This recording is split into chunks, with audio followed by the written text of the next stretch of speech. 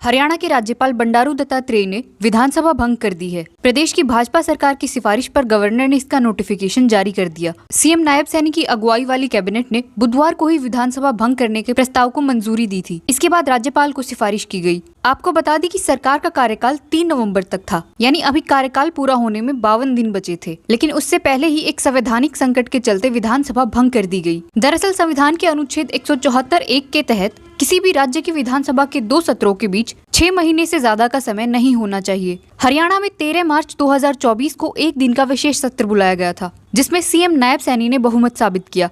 इसके बाद 6 महीने के भीतर यानी 12 सितंबर तक हर हाल में दूसरा सेशन बुलाना अनिवार्य था, लेकिन सरकार ऐसा नहीं कर सकी। सरकार के ऐसा न कर पाने के पीछे मुख्यतः 2 कारण है। पहला कारण ये कि अचानक 15वीं विधानसभा के गठन के लिए चुनाव आचार संहिता लागू हो गई। सरकार इसे भांप नहीं पाई। 17 अगस्त की जिस कैबिनेट में सरकार को सेशन के लिए फैसला लेना था, उससे एक दिन पहले ही 16 अगस्त को चुनाव आचार संहिता लग गई, जिसके बाद चुनावी गतिविधियां बढ़ गई और सरकार ने सेशन नहीं बुलाया। दूसरा कारण यह है कि 90 सदस्यों की विधानसभा में अभी 81 विधायक हैं। 41 के बहुमत का आंकड़ा अकेले भाजपा के ही पास था, लेकिन भाजपा ने इस बार 14 विधायकों के टिकट काट दिए। ऐसे में सरकार कोई प्रस्ताव लाती तो क्रॉस वोटिंग के चलते प्रस्ताव गिर सकता था। इस स्थिति में सरकार को शर्मसार होने की नौबत आ जाती।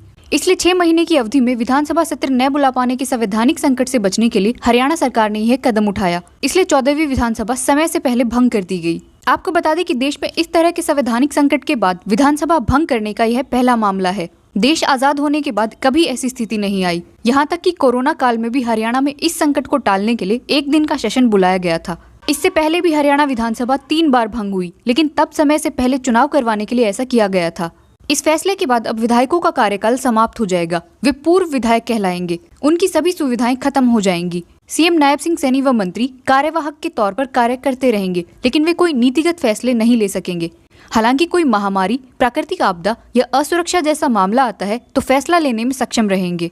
इस मुद्दे पर आपके विचार कमेंट्स के जरिए हमसे जरूर साझा कीजिए और ऐसी ही महत्वपूर्ण खबरों के साथ अपडेटेड रहने के लिए सब्सक्राइब कीजिए इंडिया न्यूज पॉइंट को।